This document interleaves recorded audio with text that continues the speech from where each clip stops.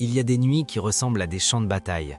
Peu importe à quel point tu t'es blindé durant la journée, quand le silence s'installe, tout ce que tu as fui revient te hanter.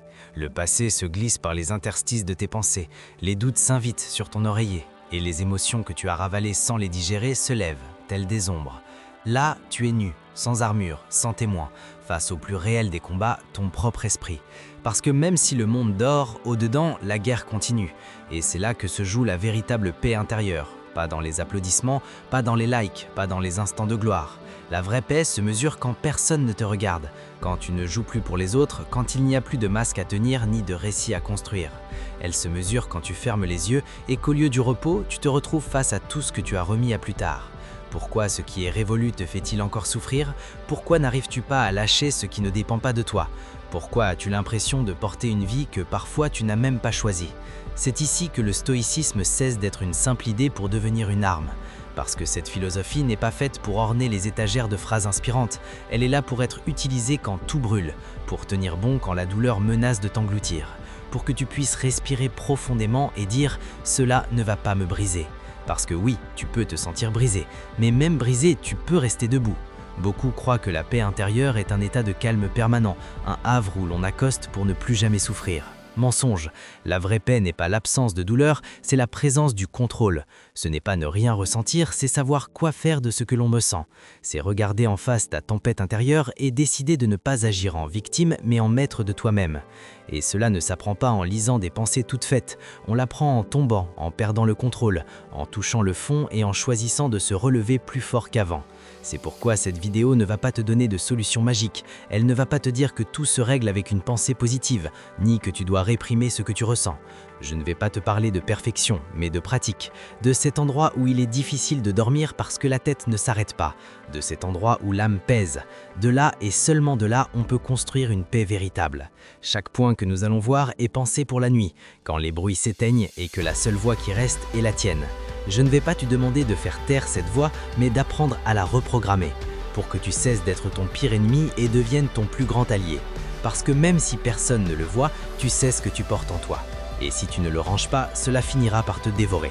La paix intérieure n'est pas pour les faibles, elle est pour ceux qui osent plonger en eux-mêmes, pour ceux qui en ont assez de faire semblant que tout va bien et qui ont décidé de bâtir une forteresse au milieu du chaos. Si tu es prêt pour cela, commençons. 1. Ferme la porte du passé. Ne vis pas là où tu n'es plus. Certaines personnes vivent comme si elles habitaient une maison brûlée. Elles errent de pièce en pièce, touchant les murs calcinés, respirant les cendres, revoyant les photos que le feu a déjà dévorées. Et bien que le toit se soit écroulé et que les portes menacent de tomber, elles restent là, comme incapables de lâcher ce qui fut autrefois leur refuge.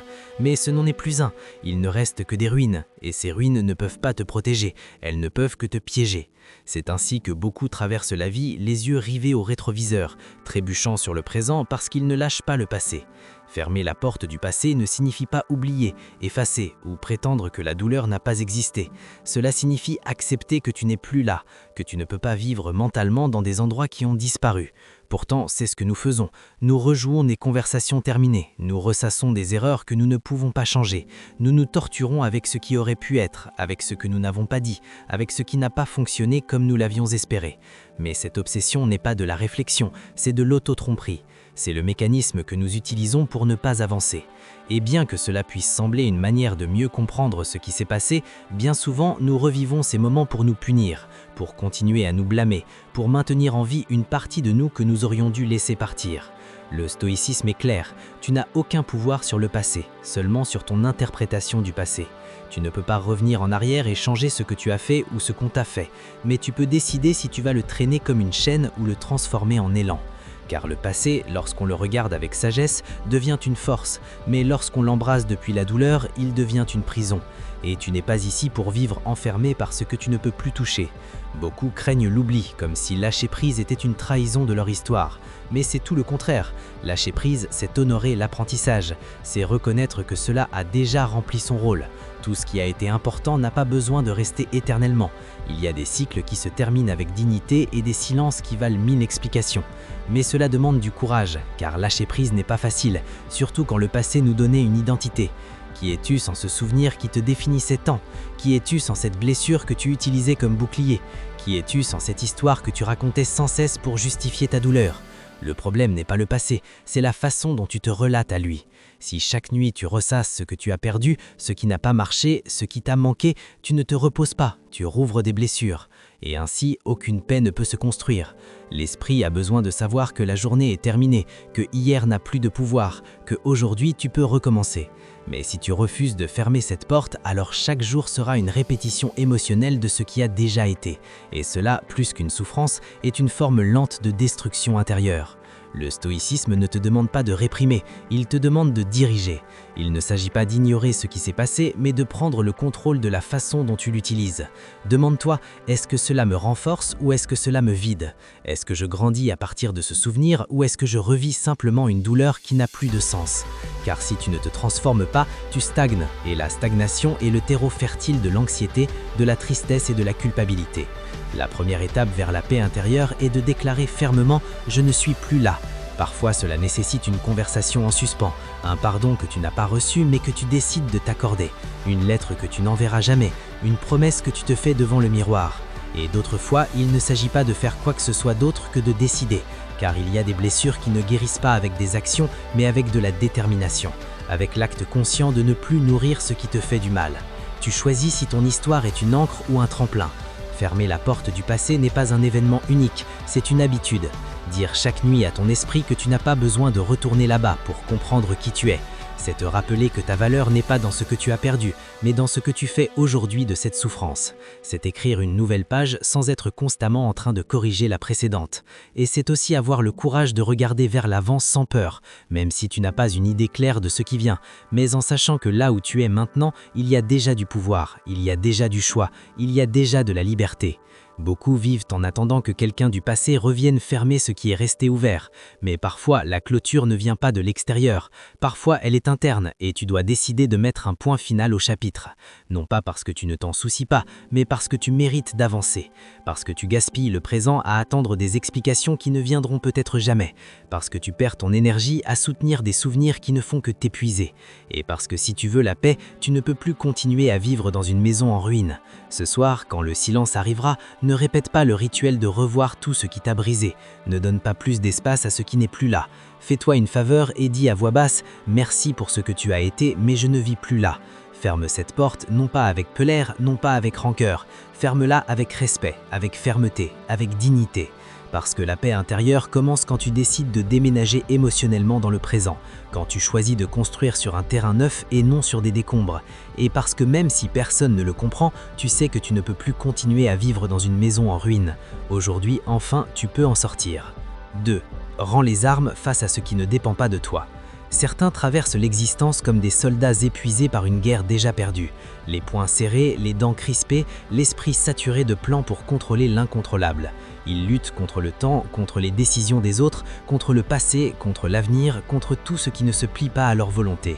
Et le pire, c'est qu'ils ne voient pas que cette guerre n'est pas à l'extérieur, mais à l'intérieur. Car il n'y a pas de plus grande usure que de vouloir dominer ce qui n'a jamais été dans tes mains.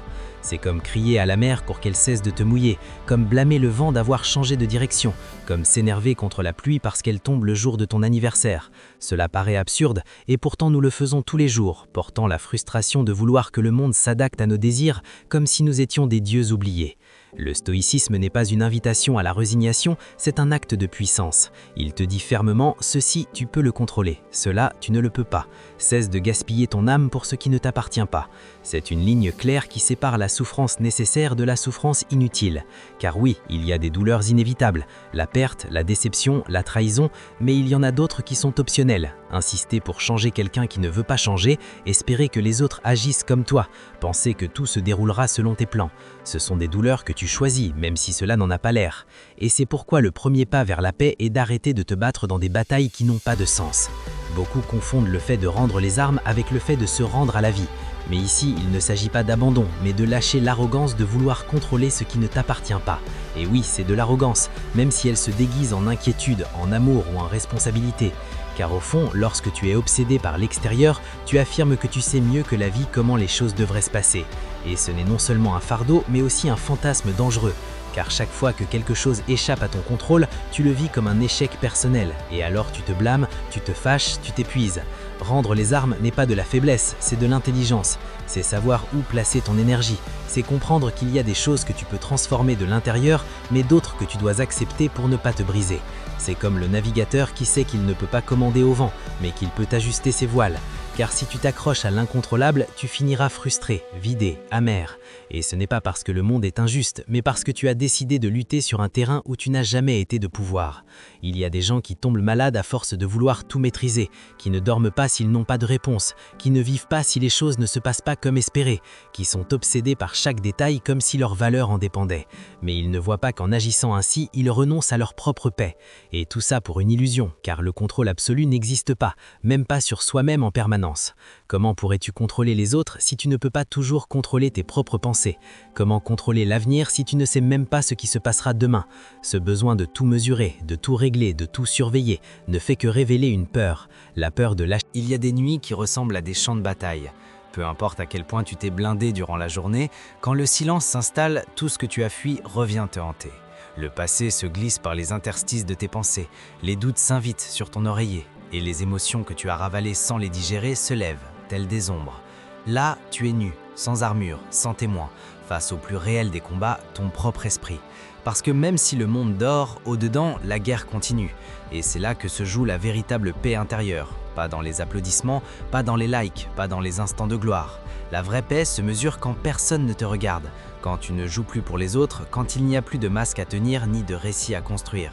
Elle se mesure quand tu fermes les yeux et qu'au lieu du repos, tu te retrouves face à tout ce que tu as remis à plus tard.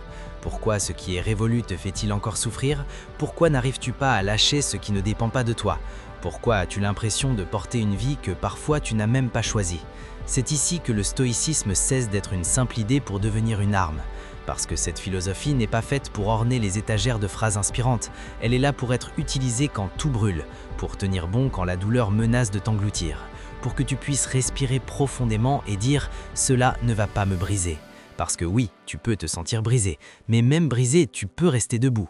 Beaucoup croient que la paix intérieure est un état de calme permanent, un havre où l'on accoste pour ne plus jamais souffrir. Mensonge, la vraie paix n'est pas l'absence de douleur, c'est la présence du contrôle. Ce n'est pas ne rien ressentir, c'est savoir quoi faire de ce que l'on me sent. C'est regarder en face ta tempête intérieure et décider de ne pas agir en victime, mais en maître de toi-même. Et cela ne s'apprend pas en lisant des pensées toutes faites, on l'apprend en tombant, en perdant le contrôle, en touchant le fond et en choisissant de se relever plus fort qu'avant. C'est pourquoi cette vidéo ne va pas te donner de solution magique, elle ne va pas te dire que tout se règle avec une pensée positive, ni que tu dois réprimer ce que tu ressens. Nous allons plus loin, nous allons explorer 15 leçons issues du stoïcisme, mais applicables dans ton quotidien. Je ne vais pas te parler de perfection, mais de pratique, de cet endroit où il est difficile de dormir parce que la tête ne s'arrête pas, de cet endroit où l'âme pèse. De là et seulement de là, on peut construire une paix véritable. Chaque point que nous allons voir est pensé pour la nuit, quand les bruits s'éteignent et que la seule voix qui reste est la tienne. Je ne vais pas te demander de faire taire cette voix, mais d'apprendre à la reprogrammer, pour que tu cesses d'être ton pire ennemi et deviennes ton plus grand allié. Parce que même si personne ne le voit, tu sais ce que tu portes en toi. Et si tu ne le ranges pas, cela finira par te dévorer. La paix intérieure n'est pas pour les faibles, elle est pour ceux qui osent plonger en eux-mêmes, pour ceux qui en ont assez de faire semblant que tout va bien et qui ont décidé de bâtir une forteresse au milieu du chaos. Si tu es prêt pour cela, commençons. 1. Ferme la porte du passé. Ne vis pas là où tu n'es plus. Certaines personnes vivent comme si elles habitaient une maison brûlée. Elles errent de pièce en pièce, touchant les murs calcinés, respirant les cendres, revoyant les photos que le feu a déjà dévorées. Et bien que le toit se soit écroulé et que les portes menacent de tomber, elles restent là, comme incapables de lâcher ce qui fut autrefois leur refuge. Mais ce n'en est plus un, il ne reste que des ruines, et ces ruines ne peuvent pas te protéger, elles ne peuvent que te piéger. C'est ainsi que beaucoup traversent la vie les yeux rivés au rétroviseur, trébuchant sur le présent parce qu'ils ne lâchent pas le passé. Fermer la porte du passé ne signifie pas oublier, effacer ou prétendre que la douleur n'a pas existé. Cela signifie accepter que tu n'es plus là, que tu ne peux pas vivre mentalement dans des endroits qui ont disparu. Pourtant, c'est ce que nous faisons. Nous rejouons des conversations terminées, nous ressassons des erreurs que nous ne pouvons pas changer. Nous nous torturons avec ce qui aurait pu être, avec ce que nous n'avons pas dit, avec ce qui n'a pas fonctionné comme nous l'avions espéré. Mais cette obsession n'est pas de la réflexion, c'est de l'auto-tromperie. C'est le mécanisme que nous utilisons pour ne pas avancer. Et bien que cela puisse sembler une manière de mieux comprendre ce qui s'est passé, bien souvent nous revivons ces moments pour nous punir, pour continuer à nous blâmer, pour maintenir en vie une partie de nous que nous aurions dû laisser partir. Le stoïcisme est clair, tu n'as aucun pouvoir sur le passé, seulement sur ton interprétation du passé. Tu ne peux pas revenir en arrière et changer ce que tu as fait ou ce qu'on t'a fait, mais tu peux décider si tu vas le traîner comme une chaîne ou le transformer en élan. Car le passé, lorsqu'on le regarde avec sagesse, devient une force, mais lorsqu'on l'embrasse depuis la douleur, il devient une prison. Et tu n'es pas ici pour vivre enfermé par ce que tu ne peux plus toucher. Beaucoup craignent l'oubli, comme si lâcher prise était une trahison de leur histoire. Mais c'est tout le contraire. Lâcher prise, c'est honorer l'apprentissage. C'est reconnaître que cela a déjà rempli son rôle. Tout ce qui a été important n'a pas besoin de rester éternellement. Il y a des cycles qui se terminent avec dignité et des silences qui valent 1000 explications. Mais cela demande du courage, car lâcher prise n'est pas facile, surtout quand le passé nous donnait une identité. Qui es-tu sans ce souvenir qui te définissait tant? Qui es-tu sans cette blessure que tu utilisais comme bouclier? Qui es-tu sans cette histoire que tu racontais sans cesse pour justifier ta douleur? Le problème n'est pas le passé, c'est la façon dont tu te relates à lui.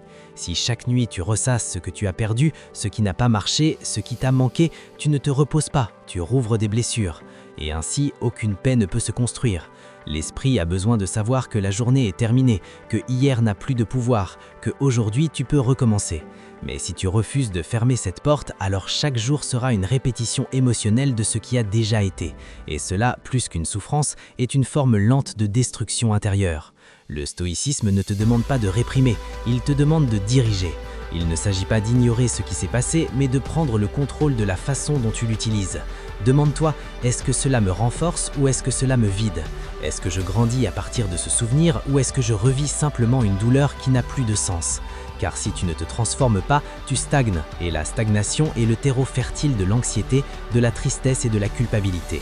La première étape vers la paix intérieure est de déclarer fermement « je ne suis plus là ». Parfois, cela nécessite une conversation en suspens, un pardon que tu n'as pas reçu mais que tu décides de t'accorder, une lettre que tu n'enverras jamais, une promesse que tu te fais devant le miroir. Et d'autres fois, il ne s'agit pas de faire quoi que ce soit d'autre que de décider, car il y a des blessures qui ne guérissent pas avec des actions, mais avec de la détermination, avec l'acte conscient de ne plus nourrir ce qui te fait du mal. Tu choisis si ton histoire est une ancre ou un tremplin. Fermer la porte du passé n'est pas un événement unique, c'est une habitude. Dire chaque nuit à ton esprit que tu n'as pas besoin de retourner là-bas pour comprendre qui tu es. C'est te rappeler que ta valeur n'est pas dans ce que tu as perdu, mais dans ce que tu fais aujourd'hui de cette souffrance. C'est écrire une nouvelle page sans être constamment en train de corriger la précédente. Et c'est aussi avoir le courage de regarder vers l'avant sans peur, même si tu n'as pas une idée claire de ce qui vient, mais en sachant que là où tu es maintenant, il y a déjà du pouvoir, il y a déjà du choix, il y a déjà de la liberté. Beaucoup vivent en attendant que quelqu'un du passé revienne fermer ce qui est resté ouvert. Mais parfois, la clôture ne vient pas de l'extérieur. Parfois, elle est interne et tu dois décider de mettre un point final au chapitre. Non pas parce que tu ne t'en soucies pas, mais parce que tu mérites d'avancer. Parce que tu gaspilles le présent à attendre des explications qui ne viendront peut-être jamais. Parce que tu perds ton énergie à soutenir des souvenirs qui ne font que t'épuiser. Et parce que si tu veux la paix, tu ne peux plus continuer à vivre dans une maison en ruine. Ce soir, quand le silence arrivera, ne répète pas le rituel de revoir tout ce qui t'a brisé. Ne donne pas plus d'espace à ce qui n'est plus là. Fais-toi une faveur et dis à voix basse « Merci pour ce que tu as été, mais je ne vis plus là ». Ferme cette porte, non pas avec colère, non pas avec rancœur. Ferme-la avec respect, avec fermeté, avec dignité. Parce que la paix intérieure commence quand tu décides de déménager émotionnellement dans le présent, quand tu choisis de construire sur un terrain neuf et non sur des décombres. Et parce que même si personne ne le comprend, tu sais que tu ne peux plus continuer à vivre dans une maison en ruine. Aujourd'hui, enfin, tu peux en sortir. 2. Rends les armes face à ce qui ne dépend pas de toi. Certains traversent l'existence comme des soldats épuisés par une guerre déjà perdue. Les poings serrés, les dents crispées, l'esprit saturé de plans pour contrôler l'incontrôlable. Ils luttent contre le temps, contre les décisions des autres, contre le passé, contre l'avenir, contre tout ce qui ne se plie pas à leur volonté. Et le pire, c'est qu'ils ne voient pas que cette guerre n'est pas à l'extérieur, mais à l'intérieur. Car il n'y a pas de plus grande usure que de vouloir dominer ce qui n'a jamais été dans tes mains. C'est comme crier à la mer pour qu'elle cesse de te mouiller, comme blâmer le vent d'avoir changé de direction, comme s'énerver contre la pluie parce qu'elle tombe le jour de ton anniversaire. Cela paraît absurde, et pourtant nous le faisons tous les jours, portant la frustration de vouloir que le monde s'adapte à nos désirs, comme si nous étions des dieux oubliés. Le stoïcisme n'est pas une invitation à la résignation, c'est un acte de puissance. Il te dit fermement, ceci tu peux le contrôler, cela tu ne le peux pas. Cesse de gaspiller ton âme pour ce qui ne t'appartient pas. C'est une ligne claire qui sépare la souffrance nécessaire de la souffrance inutile. Car oui, il y a des douleurs inévitables, la perte, la déception, la trahison, mais il y en a d'autres qui sont optionnelles. Insister pour changer quelqu'un qui ne veut pas changer, espérer que les autres agissent comme toi, penser que tout se déroulera selon tes plans. Ce sont des douleurs que tu choisis, même si cela n'en a pas l'air. Et c'est pourquoi le premier pas vers la paix est d'arrêter de te battre dans des batailles qui n'ont pas de sens. Beaucoup confondent le fait de rendre les armes avec le fait de se rendre à la vie. Mais ici, il ne s'agit pas d'abandon, mais de lâcher l'arrogance de vouloir contrôler ce qui ne t'appartient pas. Et oui, c'est de l'arrogance, même si elle se déguise en inquiétude, en amour ou en responsabilité. Car au fond, lorsque tu es obsédé par l'extérieur, tu affirmes que tu sais mieux que la vie comment les choses devraient se passer. Et ce n'est non seulement un fardeau, mais aussi un fantasme dangereux. Car chaque fois que quelque chose échappe à ton contrôle, tu le vis comme un échec personnel. Et alors tu te blâmes, tu te fâches, tu t'épuises. Rendre les armes n'est pas de la faiblesse, c'est de l'intelligence. C'est savoir où placer ton énergie. C'est comprendre qu'il y a des choses que tu peux transformer de l'intérieur, mais d'autres que tu dois accepter pour ne pas te briser.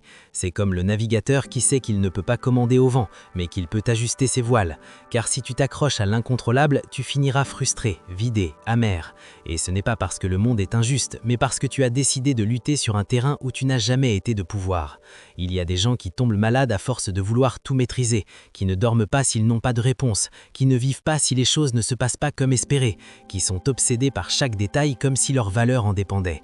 Mais ils ne voient pas qu'en agissant ainsi, ils renoncent à leur propre paix. Et tout ça pour une illusion, car le contrôle absolu n'existe pas, même pas sur soi-même en permanence.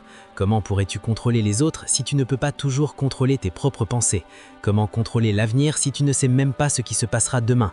Ce besoin de tout mesurer, de tout régler, de tout surveiller, ne fait que révéler une peur. La peur de lâcher